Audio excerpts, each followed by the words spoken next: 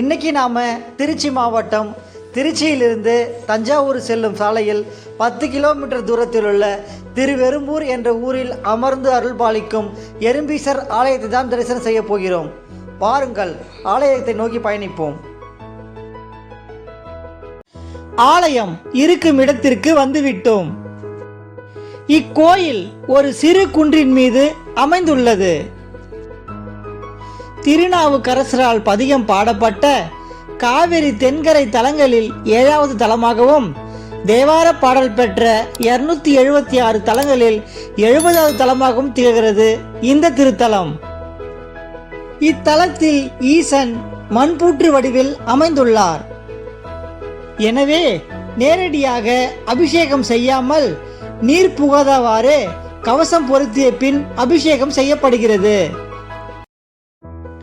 சுமார் 250 அடி உயரமுள்ள குன்றின் மீது அமைக்கப்பட்ட இக்கோயிலின் மேலே செல்ல 125 படிகள் உள்ளது. இந்திரனும் தேவர்களும் எறும்பு வடிவம் கொண்டு வழிபட்டதால் இவ்வூருக்கு திருவெரும்பூர் என்று பெயர் வந்தது. அதனால் இறைவனுக்கு எறும்பீஸ்வரர் என்ற திருநாமம் ஏற்பட்டது. இங்கு அம்பிகை நறுங்குழல் நாயகி என்ற திருநாமத்தில் எழுந்தருள் புரிகின்றாள்.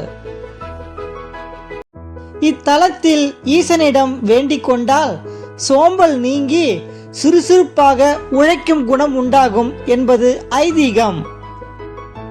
தினமும் சுவாமிக்கு பூஜை நடக்கும் போது கருவறையில் எறும்புகள் வரிசையாக ஊர்ந்து சென்று நைவேத்திய பொருட்களை எடுத்துக்கொள்ளுமாம். இதனை சிவனே எறும்பு வடிவில் வருவதாக சொல்கிறார்கள். இந்த நேரத்தில் சுவாமியை வழிபடுவது மிகவும் விசேஷமாக கருதப்படுகின்றது.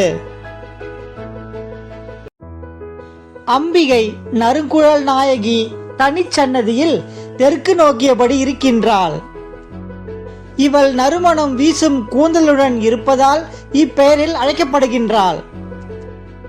இவளுக்கு தினமும் வேறு வேறு விதமாக அலங்காரம் செய்யப்படுகின்றது. இதனால் அம்பிகை ஒவ்வொரு நாளும் ஒவ்வொரு கோலத்தில் காட்சியளிக்கின்றாள். எறும்புகளுக்கு மனமிறங்கி அருள் செய்த எறும்பீச பெருமான் இங்கு வந்து வேண்டிக் கொள்ளும் சகலருக்கும் வேண்டியதை கொடுப்பான் என்கிறார்கள். இப்படி பல சிறப்புகளை கொண்ட இந்த அற்புதமான திருத்தலத்தை தரிசிக்கும் பாக்கியத்தை எல்லாம் வல்ல எம்பெருமான் ஈசன் அடியனுக்கு அளித்துள்ளார். மேலும் அடியார் பெருமக்கள் அனைவரும் இங்கு வந்து இப்பெருமானை வழிபாடு செய்து இவரின் பரிபூர்ண திருவருளை பெற வேண்டுமென்று இறைவனிடம் விண்ணப்பம் செய்கின்றோம். மீண்டும் ஒரு அற்புதமான சிவாலய தரிசனத்தில் உங்களை சந்திக்கும் வரை உங்களிடமிருந்து விடைபெறுவது உங்கள் சிவனுக்கு இனியவன். அடுத்து ஒரு அற்புதமான ஆலயத்தில் சந்திப்போம். நன்றி. திருச்சிற்றம்பலம்.